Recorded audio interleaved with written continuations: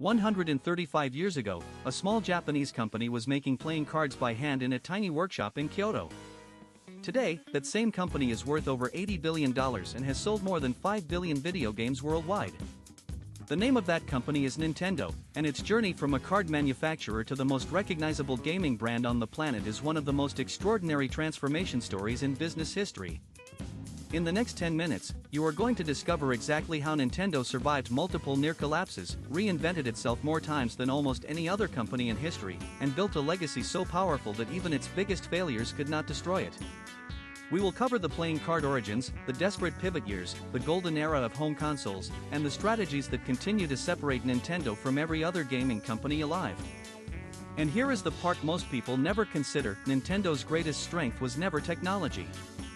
It was something far more counterintuitive, and it changed gaming forever.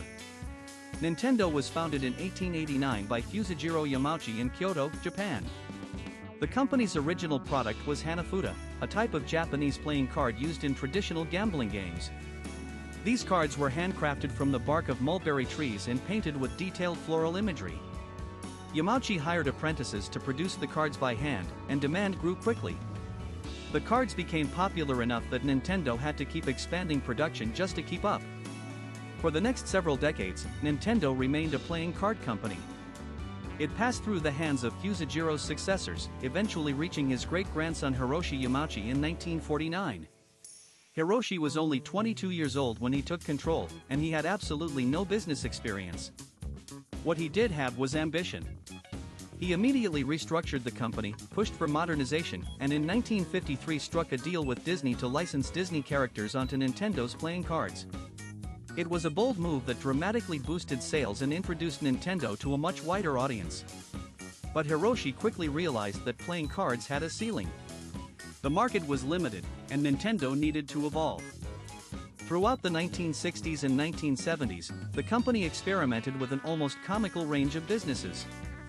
Nintendo tried running a taxi service. It opened a chain of love hotels. It attempted to sell instant rice and vacuum cleaners. Every single one of these ventures failed. Nintendo nearly went bankrupt multiple times during this period. The company was struggling to find its identity, and it looked like the playing card maker from Kyoto might simply disappear. Then came the moment everything changed. In 1966, a maintenance engineer named Gunpei Yokoi was spotted by Hiroshi Yamauchi playing with a toy he had made for himself out of spare parts during his lunch break. Hiroshi was so impressed that he ordered Yokoi to develop it into a product for the holiday season. The Ultra Hand sold over 1 million units.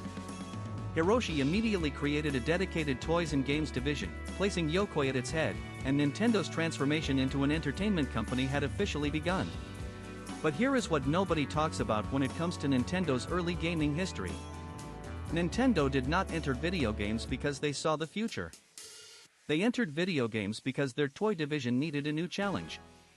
In 1977, Nintendo released its first home video game console, the Color TV Game, a series of dedicated pawn-style machines.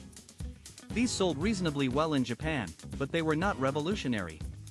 What came next absolutely was. In 1981, Nintendo released Donkey Kong in arcades. The game was designed by a young internal artist named Shigeru Miyamoto, who had been given the project because the company had no one else available. Donkey Kong became one of the highest-grossing arcade games of its time and introduced the world to a character simply called Jumpman, who would later be renamed Mario. Nintendo had accidentally created one of the most iconic fictional characters in entertainment history. The following years moved fast. In 1983, Nintendo launched the Famicom in Japan, known in the West as the Nintendo Entertainment System or NES. The timing could not have been more precarious. The North American video game industry had just experienced a catastrophic crash in 1983, wiping out billions in revenue and causing major retailers to abandon games altogether. Atari had collapsed. Consumer trust was at an all-time low. Releasing a new console into that environment seemed like financial suicide.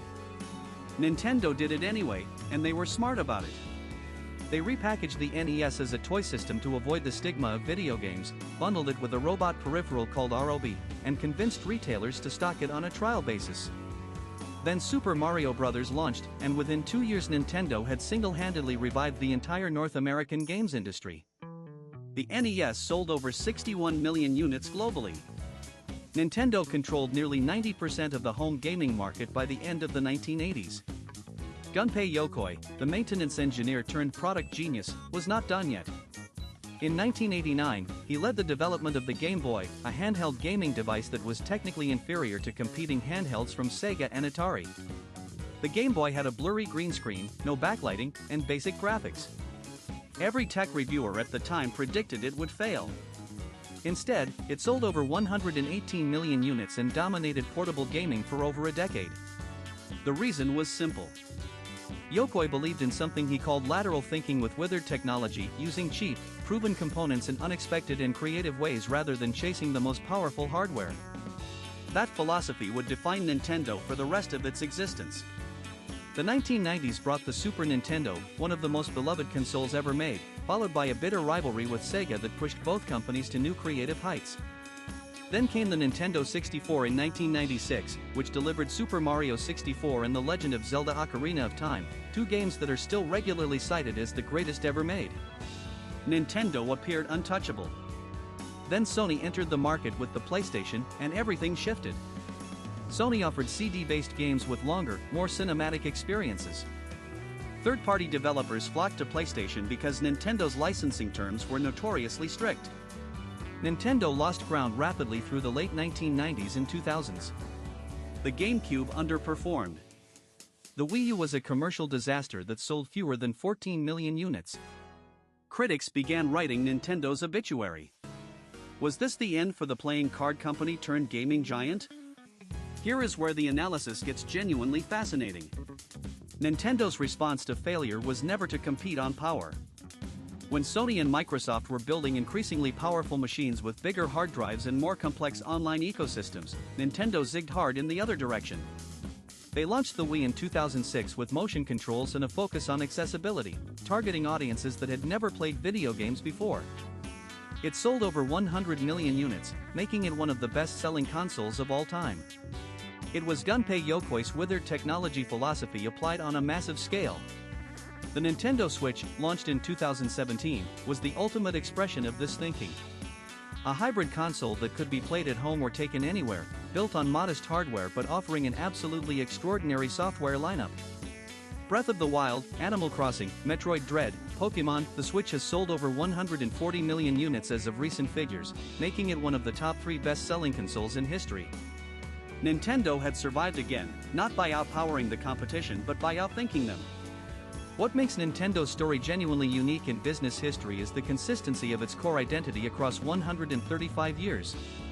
The company has never stopped believing that entertainment should be joyful, accessible, and surprising. From Hanafuda cards to Mario to the Switch, the thread running through everything is that same Kyoto Workshop mentality: craft something people will love to hold in their hands and play with. That philosophy has outlasted dozens of competitors, 2 industry crashes, and several of Nintendo's own catastrophic missteps. The numbers tell the full story. Nintendo's franchises have become among the most valuable intellectual properties on Earth. Mario alone has generated over $30 billion in merchandise revenue. The Legend of Zelda series has sold over 125 million copies. Before you go, if you learned something valuable today, hit that like button right now. Subscribe to Pixel Pulse for a brand new video every single day. We will see you in the next one.